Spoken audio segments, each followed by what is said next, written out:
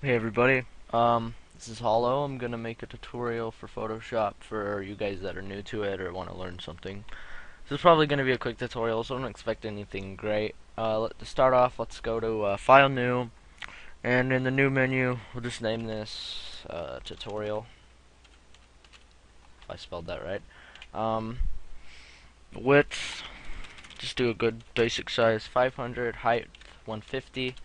Resolution 72, color mode RGB color at 8-bit, and background contents are transparent. So there that is, but before I really start, I want to go and find a render. So I'm gonna try planetrenders.net, and you have to sign up for this site, but it's one of the best sites you can probably get renders off of, or to me they are. Anyway, we'll just go here. Oh, okay, I'm already logged in. Alright. Go here and I'll just find a render from a game or something. Let's look. I'll just use this .hack one. Okay, that's pretty nice. So whenever you register, you'll go there, click it, and open it up a full-size render. Save as save it as hack render, and my pictures as PNG. Then go into your Photoshop file and then hit place and find your render. So there it is, and it should open up in about this size. So hold shift and resize it and put it where you want it. I kinda like it right there. Just get something you like. Don't really worry, like say you liked how the sword looked, don't really worry about that yet, because there are some effects and stuff you can add in to give it some cool effect. But right there should look good, and after you hit enter, it'll clear it up. And if you look here, it says it'll show it as a smart object. You want to right click it and use rasterize layer. Make a new layer and put it under, that way you have something to work off of. So here we go. We have our background and our render. So first thing I probably want to do is let's think here, probably get a background color going. So I'm gonna pick probably a dark color that's not black. I think I'll use the purple from the sword.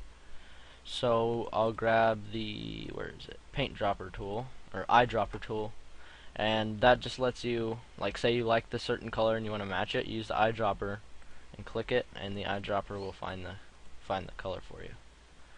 Sometimes you gotta zoom to get the perfect one. Right there.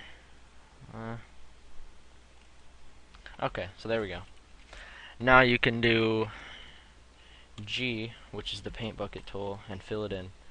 So now we have a background over the layer. Now, I know the background's basic, but I'll get to that later. For right now, I'm going to duplicate my render, press Ctrl J to do that. If you're on PC, I'm not sure what it is for Mac. Change the name to it to Focal, and the one under it to Smudge.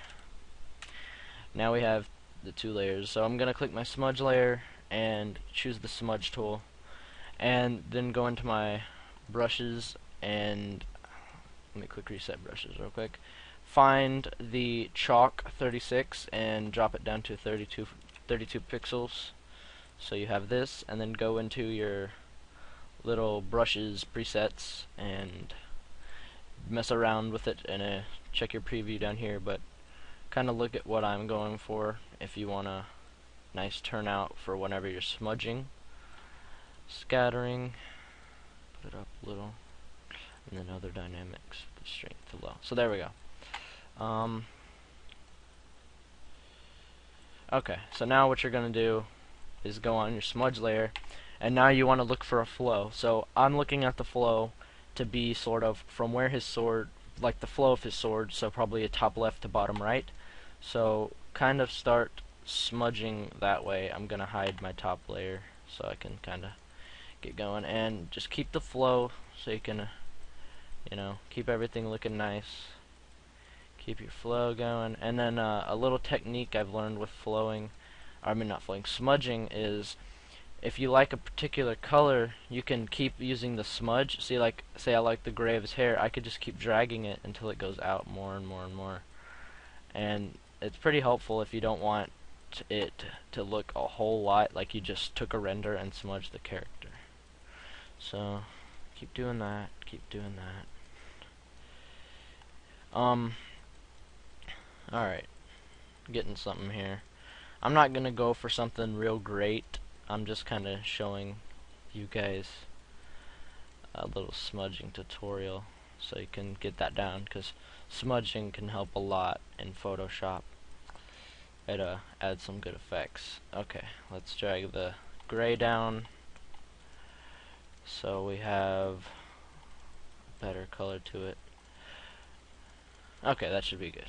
So now you add that in there, and you can kind of see, and if you need to do a little more, you can keep your render in there, but make sure you have the smudge layer selected, and you can kind of work behind them to see what you're going for. And as you can see, I did my best to keep the flow. It has that motion. I need to fill that in, so give me a second to fill that purple in right there so we get a better flow. Okay, so like it looks kind of grungy, so if you want to add a little more effect, if you're careful with it, you can take your sharpen tool and kind of go over it, and the sharpen adds this shiny looking effect to it, I guess, to make it, I don't know, I just thought it looks cool. And when you add that on there and put it over your smudges, and it gives it that rocky look. Okay, so now we have the focal. Now, like I said, if you got a MSN message there. Okay. Like I said, if you really like how his sword looks or something, you could do Control J, so you have another layer which will be called focal copy. Move that one out, and you can add a nice little effect if you expand it. So probably like that. Expand it, hit enter. Put that layer under your focal, and I think, let's see what we can do here. Not multiply. Overlay is okay, I guess. Put it on overlay, and then put the lower your opacity down, so you get that. I think I might want that under the smudge. Yeah, okay. Let's see. Okay. So under the smudge to get that. Now the background is still pretty basic. Let's see, what can we do with this? Well, I guess we could put a gradient over it. Let's see what I do with the gradient with that focal. Double click your layer, the background layer, and then click, it'll open up layer styles. Go to gradient overlay. So I'm looking at kind of a purple to red or maybe black. Let's see which looks better. So open up here. There's another message. Okay, purple. Need a darker one. That'll be okay. Okay. Purple to black. That looks okay. Okay. And then if you want, like, as you can see it up and down, so you can change the angle if you like to 180. Wait. 180 to get that. And then if you raise the scale, it, well, as you can see how it kind of moves. The scale, if it's higher, it feathers it more, and if it's low, it kind of just makes both of the colors touch. So I'm gonna put the scale up. That's just how I like for it to look. So put the scale up, and we have that, and hit OK. So we get that. Check what I'm getting. Yay, the flaming about me has been deleted. Aren't you guys happy? Okay, so now it's kind of coming into effect here. I guess for a little more effect, I'll put in some brushes here. Like I said, I'm not going for a whole lot. I'm just trying to show everyone a thing or two. Let's see.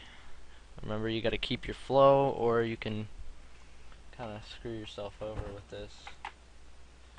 So a little tip for brushes is like you did for the smudging, and another message. Okay.